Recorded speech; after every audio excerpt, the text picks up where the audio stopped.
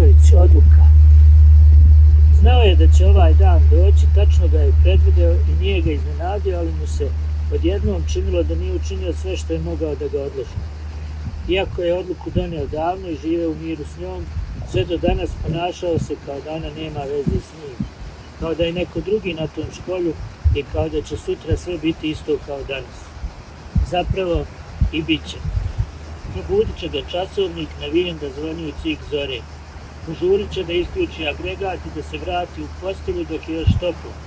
Možda će ponovo uhvatiti san kao vetar u jedro, a možda će se još kratko prevrtati u plahtama pa onda izaći da se umije i obiđe i briše. Tako će mu početi dan kao što je počinjao prethodnih 6 mjeseci ako bi jutro bilo blago i pitomo. A ako noć bude olujna, rastrčat će se po školju da napuni bačve kišnicom i da pokupi otpad koji su talasi naneli. Otkako je rat počeo, nađe se u tim naplavinama svega, a po najviše mornarskih stvari sa potopljenih konvoja. Krpa, zastava, razbijenih sanduka, komada užadi, čak i poneka konzerva. Sve bi se gorivo sušio i onda ložio i na tim vatricama kuvao supe ili pekao ribe, štedeći i tako. Brodove je viđao retko danju za najbolje vidljivosti, a još ređe noću, kad bi jedino svetlo u krugu od 30 milja bio signal s njegovog svetionika.